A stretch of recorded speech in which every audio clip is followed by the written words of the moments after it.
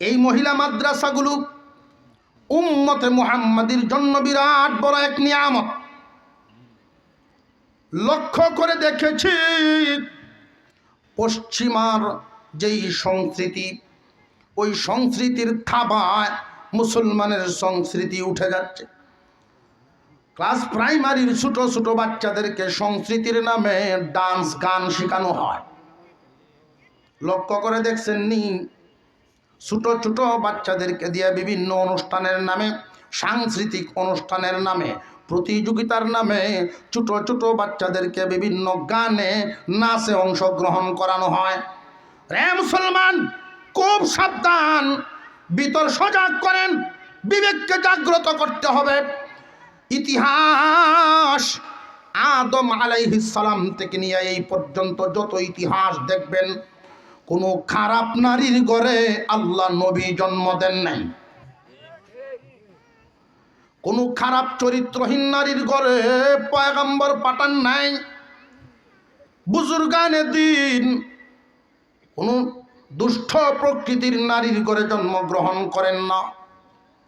এমন যদি হয় কোনো একজন নারী বেপর্দা বেশরম চলাফেরা করে কিন্তু তার সন্তান আলেম হয়ে গেছে, এমন যদি নজরে পড়ে, তাহলে কুজনিয়া দেখবেন আমল ভালো হইতো না। আসর এমন এক জিনিস, মহিলা মা বোনরা আমাদের কাছে এত সেরে তাজের মতো, এত দামি এক দৌলত, ওদেরকে আমরা যত ভালো রাখবো আমাদের আগামী প্রজন্ম তত ভালো হবে। আমাদের মেয়েদেরকে যদি নাচ গান শিখায় মুসলমান, আমাদেরকে কোথায় নেয়? এই মাদ্রাসাগুলো উম্মতে মুহাম্মাদির জন্য এক নিয়ামত। শিক্ষা দেওয়ার ব্যবস্থা হয়। প্রশ্ন জাগে যে মুসলমানের সন্তানরা স্কুলে পড়ে, ওইখানে গান বাজনার ব্যবস্থা না হইলেই তো হয়। না হইলে হয় ঠিক, কিন্তু না হইব কে? নাটা যে এই নাটার দায়িত্বটা নিব কে? লক্ষ্য করে দেখেন, যে সমস্ত লোকদেরকে আমরা দায়িত্বে বসাই, যে সমস্ত লোকদেরকে বিভিন্ন পদ পদবি দেই, খুব খেয়াল করবেন আমাদের অধঃপতন আমরা কোন পর্যায়ে গিয়ে পৌঁছে গেছি। স্কুল কলেজ তো দূরের কথা, আল্লাহর ঘর, মসজিদের জিম্মাদারি, মসজিদের পদ পদবি পর্যন্ত সুদ কুররে দেয়া দেয়। ঠিক না বেঠিক? মসজিদের পদ দিয়া দিছে অমুক সভাপতি হয়েছে, এলাকার নাম করা কয়েকবার ডিগ্রি পাইছে সুদকুর 1 নম্বরের। শেষ পর্যায়ে দুর্নীতিবাজ যখন শেষ পর্যায়ে বুড়া অবস্থায় গিয়া যায়, নামাজও দাঁড়ায়, মসজিদে গিয়া ঢুকে, তখন এই মানুষটা মসজিদের সকল মরলগিরি কান্দ উঠায়া লয়। এই মরলগিরি লইয়া পরে অবশেষে দেখবেন আলেম উলামাদের সাথে বেয়াদবি করে। হুজুর যদি সুদের বিরুদ্ধে কথা বলেন, সুদের বিরুদ্ধে কথা বললে সাথে সাথেই হুজুরের দিকে একটু চোখটি তাকায়। আসরের আগেই দেখবেন হুজুরের চেহারা মলিন। ইমাম সাহেব কি হয়েছে? সভাপতি ডাক্কে নিয়েছেন, কইছে হুজুর ওয়াজটা আমার দেখে দেখে করছেন, আমি বুঝছি, আগামী মাস থেকে আপনি অন্য চিন্তা করবেন, সুদের ওয়াজ আর করবো বেটা। জেনে রাখবেন উলামায়ে কেরাম, তাদেরকে তাজিম করার কথা কেন বললাম? এই জাতিকে যদি আপনি জবান ধরে রাখতে চান, ঠোঁট ধরে রাখতে চান, হক কথা বলার সুযোগ না দেন, তাহলে এমন অধঃপতন হবে অস্তিত্ব খুঁজে পাওয়া যাবে না। অধঃপতন হয় শুধু এইটাই না, এর মূল কারণ এই জায়গায়। লক্ষ্য করে দেখেন পৃথিবীর ইতিহাস, মূল কারণ হক কথা বলনেওয়ালাকে যদি বলতে না দেন, আপনার দোষ আছে, উনি বলতে থাকুক, আপনি ভালো হইলে হইবেন, নইলে নাই। কিন্তু উনারে বাধা দেওয়ার মানে কি? জবান বন্ধ রাখলেন, কয়দিন রাখবেন? আল্লাহ একজন আছেন না নাই? আগামীকাল কি হবে এটা আমাদের কারোর জানা আসেনি। জিনার আওয়াজটা কয়েকজনে কইছে। আমি শুরুতেই একখানা আয়াত পড়ছি, কারণ ওয়াজ খুব বেশি লম্বা সময় হইতো না এটা জানি। এই জন্য এমনই একখানা আয়াত, সূরা লুকমানের শেষ আয়াত। এই আয়াতে আল্লাহ 5টা বিষয়ের কথা বলছেন, যে এই 5 বিষয়ের ইলম জ্ঞান একমাত্র আল্লাহর আছে, আর কেউ নাই। 1 নাম্বার, কিয়ামত কখন হবে এটা একমাত্র জানেন কে? কিয়ামত হওয়ার আগে সিংহায় ফু দিব ইসরাফিল আলাইহিস সালাম। এই ফুয়ের মাধ্যমে কিয়ামত সংগঠিত হবে। ইসরাফিলও জানে না ফু কোন সময় দেওয়া লাগবে। ওয়ায়ুনাজ্জিলুল গায়স, বৃষ্টি কখন হবে কখন বন্ধ হবে এটাও কেউ জানে না, একমাত্র জানেন কে? আল্লাহ।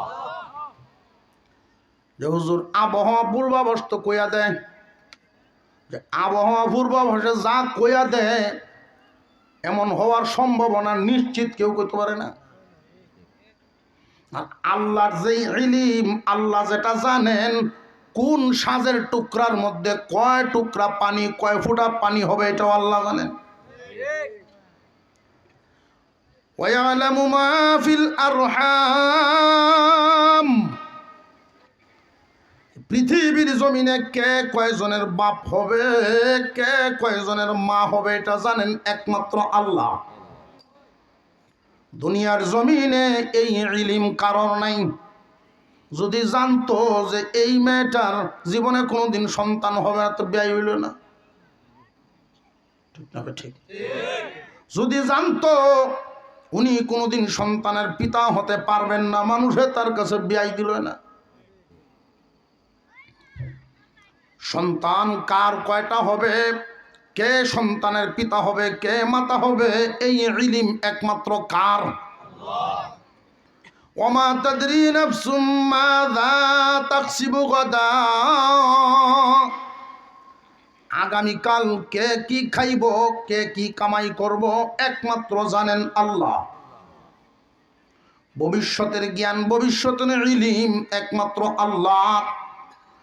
ওমা তাদরি নাফসুম বিআইয়ি আরদিন তামুত, কার মরণ কোন জায়গায় কখন হবে এটাও জানেন একমাত্র আল্লাহ। যেই ফেরেশতায় জান কবজ করেন, যেই ফেরেশতার দায়িত্ব হলো জান কবজ করা, উনিও জানেন না, আজরাইলও জানে না কে কোন দিন মারা যাবে। একমাত্র কে জানেন? কার কবর কোন জায়গায় হবে এটা মোটামুটি অনুমান করতে পারে।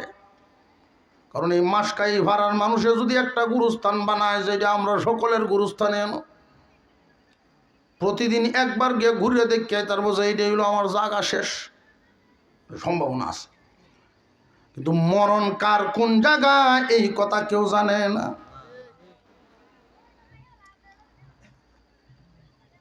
এই জন্য অনেকেই দেখবেন নিজের কব্বর নিজে বানায় লাই, 2 কুলে সুলতান, নিজের কব্বর নিজে বানা দে পাহারা দে, 2 কুলে সুলতান, নিজের কব্বর নিজেই বানাইছে। কব্বর বানাও, তোমার মরণ যে এখানেই হবে এই কথা যদি তুমি মনেই করো, ঈমান নাই। মরণ কার কোন জায়গায় কেউ জানে না, একমাত্র কে জানেন? একটা ঘটনা মনে পড়ে গেছে, শুনেন। আল্লাহর একজন পয়গম্বর, তার নাম ইদ্রিস আলাইহিস সালাম। ওনার মরণ লেখা আছে এক জায়গায় যেখানে মানুষের পক্ষে পৌঁছা সম্ভব না, ওইখানে তার মরণ লেখা। আজরাইল আলাইহিস সালামের কাছে 2টা কথা উল্লেখ থাকে, কখন মরবে, কোন জায়গায় মরবে।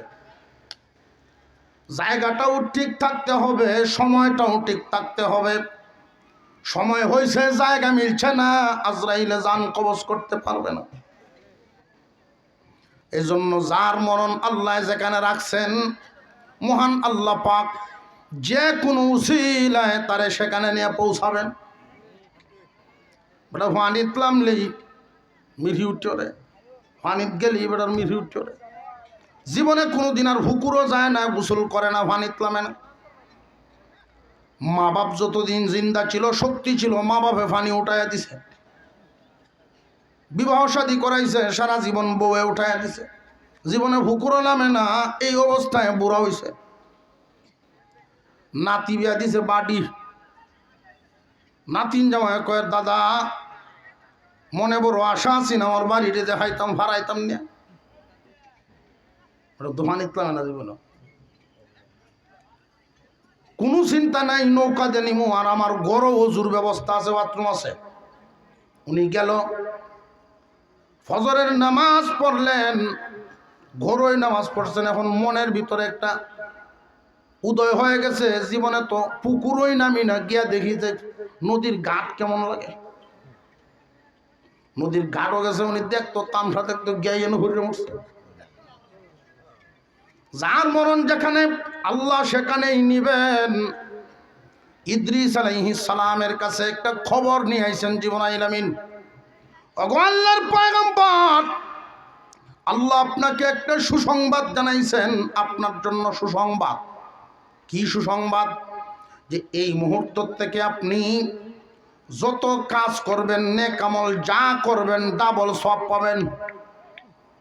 রোজা রাখবেন, একটা সওয়াব পাইবেন 2টার। দান করবেন 10 টাকা, সওয়াব পাইবেন 20 টাকা। নামাজ পড়বেন 1 ওয়াক্ত, সওয়াব পাবেন 2 ওয়াক্তের। ইদ্রিস আলাইহিস সালাম এই সংবাদ পায়া আখিরাত কামানোর, আখিরাতে ধনী হওয়ার লোভ জাগছে অন্তর। সুযোগ যেহেতু পাইছি, দেখি দরখাস্ত করে একটু হায়াত নিবার লন্ডা। অবাই জিবরাইল সুসংবাদ তো নিয়ে আসলেন, আমার হায়াত বাড়ানোর একটু ব্যবস্থা কি করা যায় কিনা। জিবরাইল আলাইহিস সালাম বলেন, এই কাম তো আমার না, এদের আলাদা অধিদপ্তর আছে, দায়িত্বশীল আজরাইল আলাইহিস সালামের দায়িত্ব এটা। আপনার হায়াত কতদিন আছে, কোন দিন আপনি মরবেন, আপনার জান কখন কবজ হবে, এটা আমি জানি না। আজরাইলের কাছে আপনি দরখাস্ত পেশ করতে পারেন, তার মাধ্যমে আল্লাহর কাছে দরখাস্ত দিয়ে দেখতে পারেন যে এখন আমি আজরাইল ভাইয়াম কই। আজরাইল তো তার অফিস 4র্থ আসমানে। 4র্থ আসমানে একজন মানুষের পক্ষে যাওয়া সম্ভব নেই। আপনারা ভাবে বোঝা যাওন যে প্রচেষ্টা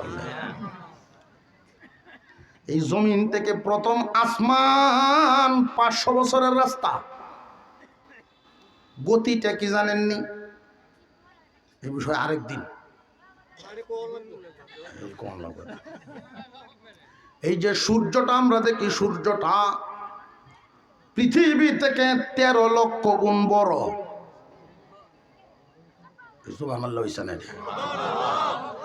13 লক্ষ গুণ বড় সূর্য, বলের মতো দেখা যায়। কারণ কি এত বিশাল সূর্যটা ছোট দেখা যায়? তার কারণ হলো যেই জিনিস যত দূরে হয় দেখতে তত ছোট হয়। দূরে বলতে কত দূর? একটা গণনা, একটা হিসাব করা হয়েছে 9,30,00,000 মাইল। আমরা হুরবাড়ির ভিসে দেই 9,30,00,000 মাইল দূর এই সূর্য। আসমানের মধ্যে আরো তো আমরা দেখি মার্বেলের মতো দেখা যায় তারকা। এই তারকাগুলো দেখা যায় ছোট ছোট, কিন্তু হাজার হাজার সূর্য মিলেও একটা তারার সমান হবে না। কতখান সাপ ছোট দেখা যায়। আল্লাহর পয়গম্বর বলেছেন জমিন থেকে আসমান 500 বছরের রাস্তা। গতিটা কি?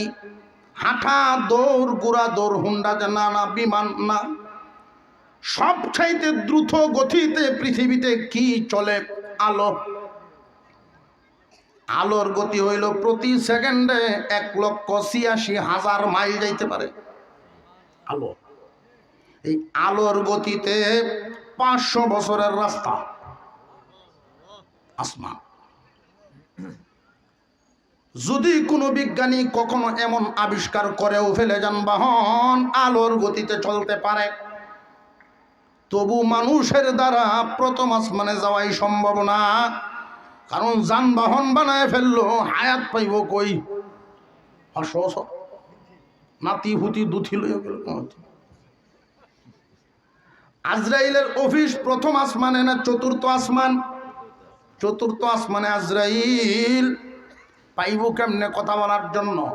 জিবরাইল আমিন বলেন, এই একটা সহযোগিতা করতে পারি, আমার ডানার উপরে ভর দিয়ে আপনি বসেন, আপনার পৌঁছায় দিই। ডানার উপরে ভর দিয়া বসছেন, এক টান দিয়া মুহূর্তের ভিতরেই চতুর্থ আসমান।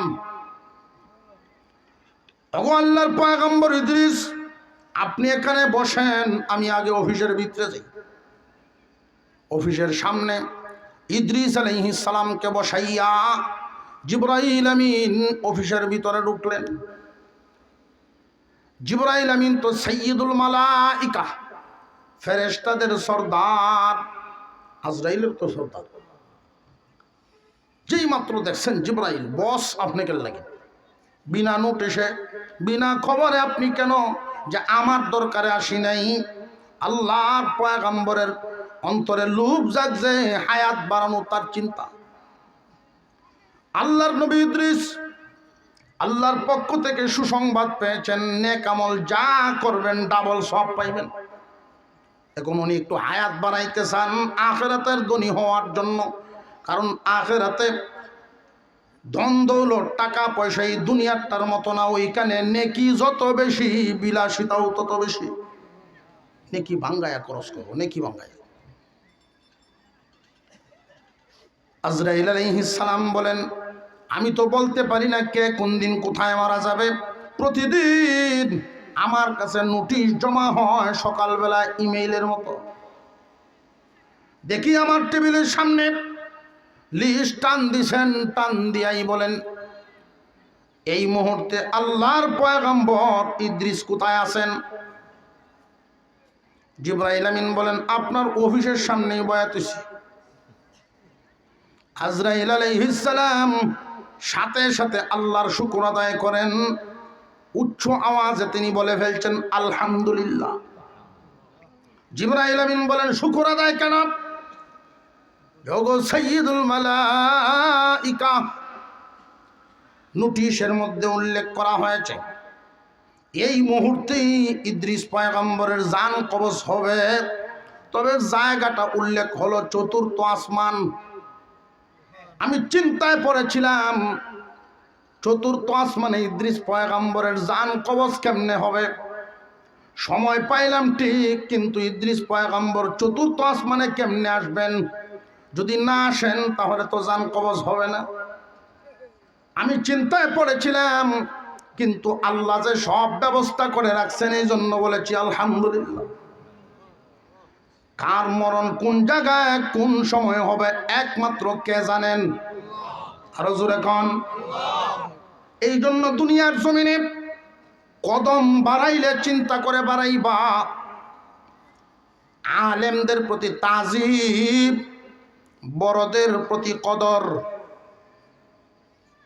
2 দিনেরও যে বয়সে বড় তার প্রতি সম্মান রাখা। যদি সম্মান রক্ষা করা হয়, বংশের হোক আর না হোক, চীনা হোক আর না হোক, বয়সে যদি বড় হয় আর তার সাথে এমন আচরণ করতে পারেন যেই আচরণের মাধ্যমে তার অন্তর খুশি হয়ে মন থেকে দোয়া দিবে, এই একটু একটু সারা জীবন মানুষের অন্তরের দোয়া, বড়দের দোয়া, মুরব্বীদের দোয়া, যেই মানুষটার জীবনে কানেকশন করতে পারে, জমাইতে পারে, আল্লাহ রব্বুল আলামিন ওই মানুষটারে দুনিয়া এবং আখিরাতের বড় বানায়া দেন।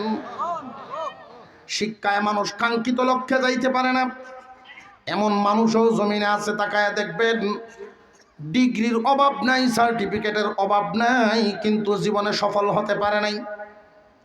সার্টিফিকেট কম, আল্লাহ পাক তারে কাজে লাগাইছেন। এই জন্য সব সময় খেয়াল করা লাগে।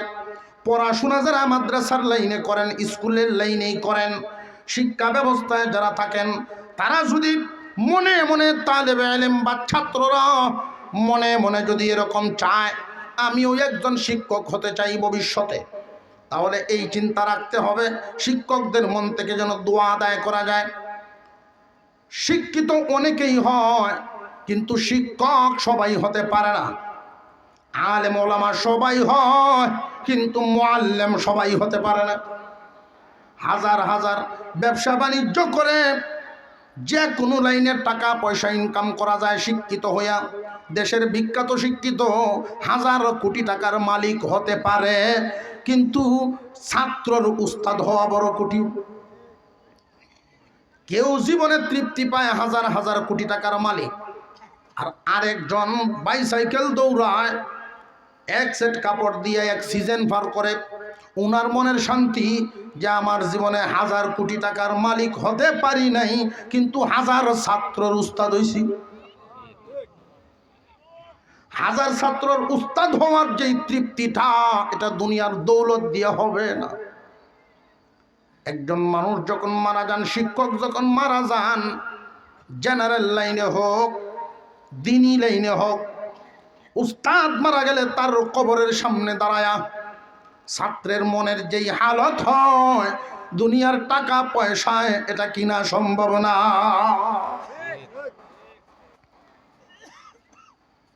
যে সমস্ত লোকেরা উস্তাদের হৃদয় নিংড়ানো দোয়া তালাশ করতে পারে, আনতে পারে, উস্তাদদের হৃদয় নিংড়ানো দোয়াটা অর্জন করতে পারে, তারাই ওই লাইনে থাকতে পারে। এটা শ্রেষ্ঠ লাইন।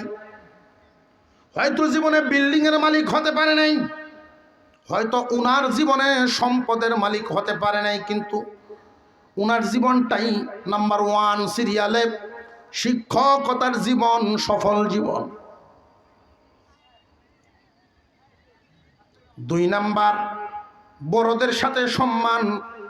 বড়দেরকে সম্মান করলে যেটা পাওয়া যায় মানুষের অন্তরের দোয়া, এই দোয়াটারে আমরা তেমন গুরুত্ব দেই না। আমি একটা উদাহরণ পেশ করি আপনাদের সামনে। 100 আরা জমিন, এই 100 আরা জমিন রে যদি কাজে লাগানো লাগে একটা ট্রাক্টরের দরকার। এই 100 আরা জমিনের চাইতে ট্রাক্টরের দাম কি বেশি না অনেক কম? এই অনেক কম দামা জিনিসটা দিয়া বেশি দামা জায়গাটারে কাজে লাগানো হয়। আবার এই একটা ট্রাক্টর দিয়া যদি আল বাওয়া লাগে, 20 লাখ টাকা দামের ট্রাক্টরে যদি হালের কাজে লাগানো লাগে, তাহলে 1 লাখ টাকা দামের লাঙ্গল ফিটিং করন লাগবো। এই 1 লক্ষ টাকা দামের লাঙ্গল 20 লক্ষ টাকার ট্রাক্টরে দিয়ে আল বাওয়ায়। 1 লাখ টাকার লাঙ্গলগুলো যদি ফিটিং করা লাগে, তাহলে জায়গায় জায়গায় 100 টাকা দামের নাট ফিটিং করন লাগে। এই 100 টাকার নাট দিয়া 100 আরা জমিনের খেদমত হয়। জীবনে চলার পথে পাড়ার হোক, চীনা হোক, অচেনা হোক, যুব সমাজ খুব কান পেতে শুনবেন। জীবনে চলার পথে অনেক ধরনের বাধা আসবে।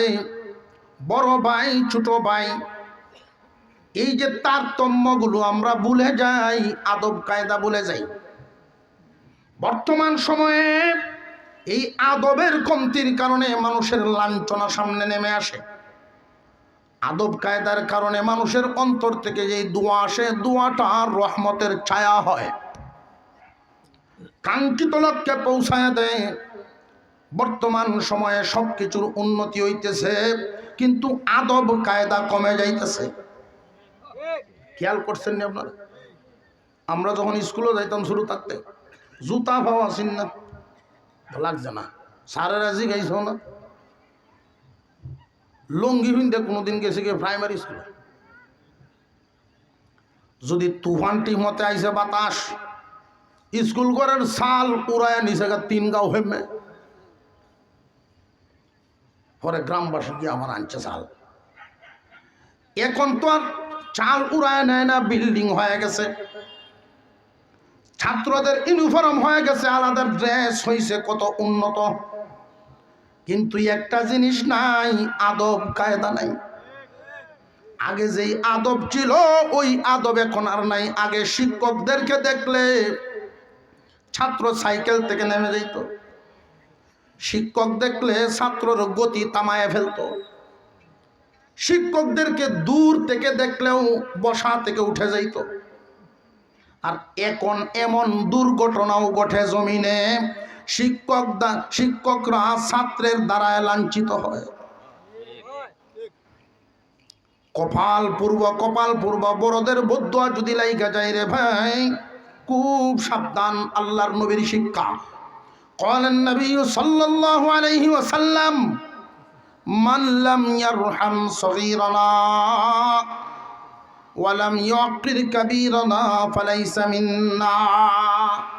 আমার আপনার পয়গম্বর বলে গেছেন, হে আমার উম্মত, দুইটা গুণ খুব খেয়াল করবা, যার মধ্যে বড়কে মান্য করা, ছোটকে আদর করার গুণ নাই। বড়কে মান্য করা আর ছোটকে আদর করার গুণ নাই। জেনে রাখবা, সে আমার দলের না, আমার উম্মতের শামিল না। কত কঠিন কথা। আদব এমন এক দৌলত, কারণ পৃথিবীর জমিনে সর্বপ্রথম যে ভুলটা ছিল, আল্লাহর সাথে শয়তানে করছে, আর সেই ভুলটাই ছিল বেয়াদবি। শয়তান সবসময় মানুষকে দুনিয়াবি কাজে হোক, পরকালীন কাজে হোক, গন্ডগোলটা লাগায় এই জায়গায়। দুই ভাইয়ের মধ্যে গন্ডগোল, বাপে দুই আড়া জমিন তৈরি গেছে, এক আড়া করে বাড়তে নিছে, বাড়ি দিয়ে শুধু বাঁটবো 10 দিন আমি নাইছি। এমন ঘটনাও জমিনও আছে না নাই? যদি মানবতা বলতে থাকে ছাড় দিব, সামান্য একটু ত্যাগ যদি দিয়া দেয়, তাহলে আর এত কিছু লাগে না। 10 দিন আমিন আনলো, আমিন লাভবান। দুই ভাইয়ের গন্ডগোল, এর মধ্যে আবার একদল মানুষ শয়তানের মুখ লাগছে। মানুষ শয়তান কি? জমিনে শুধু জিন শয়তান না, মিনাল জিন্নাতি ওয়ান নাস, জিন শয়তানও আছে, মানুষ শয়তানও আছে। চিনা এলতাম নি মানুষ শয়তান কোনটি? চিনা এলতাম? দেখবেন তো ছায়া পরে, ছায়া দেখুন লাগবো, কিন্তু যদি চিহ্ন মিললে যায়, চোখ বড় হলে চাইবেন হের হুজুর। যদি জিগায় কি ব্যাপার চাইছস কেন নাকি, যে হুজুরে কয়ে গেছেন ওয়াজ, তুই মানুষ শয়তান বহুদিনে দেখলাম। মানুষ শয়তান হলো এই দুই ভাইয়ের মধ্যে সুযোগ পায়া বড়রা রেগে করো, বাপ নাই, বাপ নাই, তুমি বড় ভাই, কি মানো না মানলো, তুমি বসাইটো না, আমরা আছি তোমার সাথে, দিছে ওটার হোলাইয়া ছুটটা রেগে করবো। আরেক দলে বাপ নাই যে জায়গা, বড় ভাই বাপের সমান, কি কামটা করছে, তোর লাগে ছাড় দিতে হলো না, তুইও ছাড়িস না, কেন ছাড়তে দে, মামলা হলি, আমরা আছি, যাই বেকাল হওয়া আলাপ করতাম মহিলার সাথে, আগ বয়া দিতেছে, টিয়া বসে চিন্তা করিস না, বিপদ আপদে মানুষের লাগে তো মানুষ কাটে, মানুষের লাগে বলে মানুষ কাটে না, এই তো মানুষের লাগে শয়তান কাটে। গাড়ি লই আয় পরের দিনের বাড়ির সামনে কারা, ওই 7টা লই আয়, মামলাকে করে আইছে, মামলা পাইছে 20 বছর। দুই ভাই যে জন থাকতে আরাম বইছিল, দুইটা এখন বুড়ো হয়েছে, আর বাপের যে হারা করে জমিন তৈছিল বেচে শেষ। আগে তো আর এত গাড়ি ঘোড়া না, আটকেও যাইতো মানুষ, অর্ধেক রাস্তা তাইয়া নাস্তা উঠতো, তো ভিডে চিরা বানার সাথে লয়ে যাইতো, এটাই খাইতো। তো গাছের তলে বইছে, বই হুটলা খুললে দেখে একজনের টেন চিরা আছে, গুণ নাই, হেঁটে রুটু ছায়া দেয়, হেঁটে টেন গুড় আছে, চিরা নাই। মনে মনে কইতাছে, ভাই সাহেব যদি আমার তো কটা চিরা নিয়ে একটু গুড় দিল তো, তো দুইজনের নাস্তা রয়ে গেল। সেইটা মনে মনে করতেছে, মেলা দিন ধরে কথা কই না, চাইয়েই কেমনে আর কইয়েই কেমনে। শেষ পর্যন্ত সুটটায় ডাক দিছে, ভাই সাহেব চিরা নেওগা কটা নিয়ে একটু গুড় দিলাও। আরে ভাই, এই ডাকটা যদি 20 বছর আগে দিতে, আব্বার ক্ষেত্রে বেতন লাগলো না। নিজেদের ভিতরের যত গন্ডগোল, এই সামান্য একটা ডাকের গন্ডগোল, এর বেশি না, এর বেশি কিছু না। অথচ উড়ানের মাঝখানে ওয়াল উড়ে, বিল্ডিং, এমন আসানক কারবার। একটা চেয়ার এটাও আবার ভাগ গরম লাগে, চেয়ারটাও কাটতে ভাগ করছে, কিন্তু মনের জিদ। আর এই কাজটাই হলো হযরত ইউসুফ আলাইহিস সালামের ভাইয়েরা উনার প্রতি যেই প্রতিহিংসাটা করছিল। উনি এক মুবারক স্বপ্ন দেখছেন, আকাশের 11টা তারকা, চাঁদ এবং সূর্য ওনাকে সেজদা দেয়। ওনার আব্বাও তো নবী, ইয়াকুব নবী বলেন, বাবারে এই স্বপ্ন তোমার ভাইদের সামনে কইও না। যে কেন? ভাইরা নিজের মানুষ, ওনারা খুশি হওয়ার কথা, কেন বলবো না? যে কারণ হইল ইন্না শাইতানা লিল ইনসানি আদুব্বুম মুবিন, শয়তান মানুষের প্রকাশ্য শত্রু। দুনিয়াবি উন্নতিও হতে দেবে না, পরকালীন উন্নতিও হতে দিবে না। দুনিয়াবি উন্নতিতে বাধা দিবে নিজেদের মিল মহব্বত নষ্ট করার মাধ্যমে, আর পরকালের উন্নতিতে বাধা দিবে আমল কম করার মাধ্যমে। 5 ভাই এক সংসারের যদি একসাথে থাকে, সমাজের মানুষ তাদেরকে মূল্যায়ন করব, শয়তান এটা চায় না। এজন্য ভাইদের ভিতরে দ্বন্দ্ব লাগাইব। যদি বাইরারেতে না পারে, বাবির উপরে নাজিলেও ফেস লাগাই পড়তে। মূল কোন জায়গায় ঔষধ? আমাদের আদব। আদব যার ভিতরে থাকবে, আল্লাহ তারে বড় বানায় দেবে। যুগ যুগ ধরে আব্দুর রহিম রায়পুরী আল্লাহ পাকের একজন অলি ছিলেন। উনি ওনার বংশেরও না, আত্মীয়রও না, একজন সাদা সিধা গ্রামের বুড়া মানুষ। উনার দোয়ার মাধ্যমে আল্লাহ উনার শান মান মারিফতের দরজা অনেক উঁচা করে দিয়েছেন। আদব এমন এক জিনিস, আর যদি কেউ বেয়াদবি করে ফেলে, জেনে রাখবেন, বেয়াদবি যদি কেউ করে, বেয়াদব মাহরুম আজ ফজলে রব, আল্লাহর ফজল করম থেকে মাহরুম হয়ে যায়। আল্লাহ পাক আমাদের সকলকে বুঝার তৌফিক